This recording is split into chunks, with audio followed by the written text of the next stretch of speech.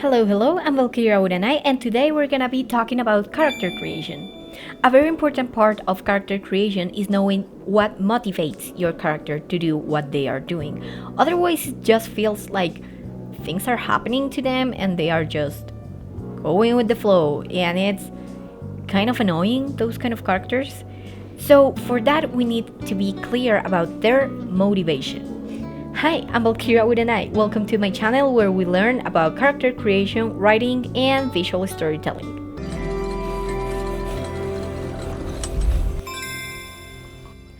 A quick note before we begin, you might be wondering, what the hell am I drawing? Well, I wanted to try a different style of shading, but I didn't want to bother with the outline, so I just took a beautiful picture of Wooyoung and traced it. So you're gonna see a little bit of my process.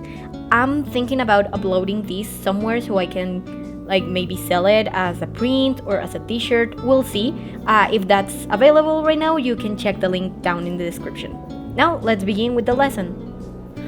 So what is motivation? The motivation is what moves a character to do something. And my teacher used to divide it in two categories: conscious desire and unconscious desire.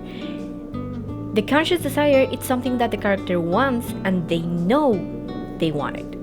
For example, they want to go to New York and become the next big Broadway star.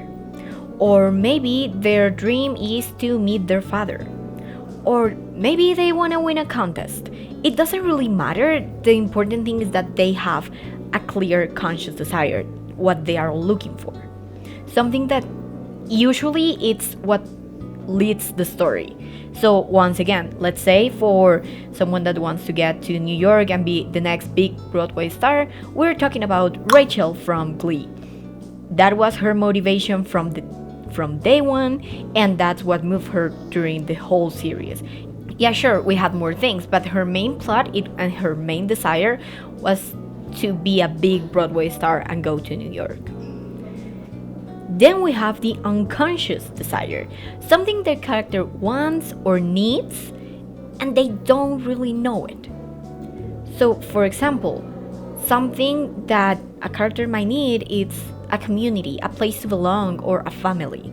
And you know I'm a sucker for this because I love the found family trope. Usually the character doesn't know that they need it, but they end up getting it in my favorite stories. Sometimes they don't, and that's fine too. Maybe they need to learn their own value. Probably they have very low self-esteem, and through a series of things that happen to them, they will learn how to embrace their uniqueness. Or maybe they want to make their parents proud, their partner, or somebody else proud. These are things that are usually not as explicitly told as the conscious desire, and it's something that moves the character from an emotional point of view. The conscious desire, it's the clear path. Let's say the yellow path that Dorothy was following. It is very clear where to go. What are the next steps? That's what matters in the conscious desire. And the unconscious desire, it comes a lot of either unconscious wishes and or limiting beliefs. So this moves us to another thing, that is, a motivation is both something the character wants to have and something the character wants to avoid. It's important to think about both. And they don't all have to be like they want happiness and world peace. A character can want to kill someone, and that's okay. Not the killing someone part, but they wanting to do it. Maybe they want revenge. And what they want to avoid is Yale. If we think of Ocean's 9, 11, this movie is about robbery. What they want to do is a robbery, and what they want to avoid is to be caught. Probably they want to win a prize because they want to avoid being broke, or they want recognition, or maybe they want to fall in love because most people do, or maybe they are scared of falling in love because they want to avoid heartbreak. All of those things move the character towards one thing or the other. If it's, let's say, a romance story and the character doesn't want to fall in love, why don't they want to fall in love? Probably to avoid heartbreak. And I think that's a pretty valid reason, and You will have to go to therapy to talk about that with your therapist, but you get the point. It's something they want to have or something they want to avoid. Another way of seeing this is something physical or tangible and something emotional or intangible. Let's say when you think about Geek Charming, I think is the name in English, the protagonist wanted to be prom queen. She wanted to look her best, have the best makeup, be recognized by everyone as like the queen, the most beautiful girl. It's been a while since I saw that movie, so sorry for any inaccuracies. That's something very tangible, like you either win or lose prom queen and king.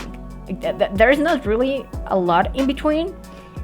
And the emotional and intangible part in this story was that she wanted to be prom queen because that was a way of connecting with her dead mother. Her mother died and she was prom queen when she was younger. So, therefore, being prom queen can be a very direct way to connect with her. But I think something that can be very, very interesting and that can give us better stories, it's when they don't get the physical thing, but they find another way of getting the emotional one. So, in this particular example, she wanted to be prom queen, and now I'm gonna start like with hypotheticals. This doesn't happen in the movie. But let's say she wanted to be prom queen because she wanted to connect with her mother. And for whatever reason, she found out that her mother was some sort of scientist and she was making an investigation on a very important thing. And because she died, they never finished that investigation because her mother was the lead scientist or something like that. Or she was the only one that knew how to do that shit. So another way she can find to connect with her mother will be to continue her research. And that it's something that she will discover during the movie. Continue her legacy. In this example, I was just making things up and I thought about like a science-ish thing. But here, it will make sense because, sure, all the stakes are in her getting to be prom queen. But even if she doesn't get there, she's gonna get her emotional or unconscious desire fulfilled. That will be to connect with her mother. With that in mind, I want you to think, what is the conscious and unconscious desire of your character? That motivation is what's gonna move your character forward. And now think about motivation can have two factors. It can be positive motivation or negative motivation, something you wanna have or something you wanna avoid. Let's say your character is gonna commit a crime because they want to avoid their family being hurt. So this is more like in a context of a 911, FBI, Criminal Minds kind of narrative. But let's say our protagonist has a loving family. He has a daughter and a wife and he loves them very much. And by pure bad luck, he gets found by a criminal from some sort of mafia or something like that, and this criminal tells him that he has to go and rob a bank. It puts a bomb around them and shows him pictures of his daughter and his wife. If the protagonist doesn't go to the bank and robs it, his family is gonna die. So here, his motivation is not so much something he wants to have. He doesn't really want to rob the bank, but his desire to not die and to avoid his family from being hurt, it's bigger than his desire to not rob the bank. So it's a lot of balancing act. What is more important for your character? What they know they want or what they don't know? It will be surprising the amount of times that they get what they need rather than what they wanted. I think I'm quite literally quoting Princess and the Frog music.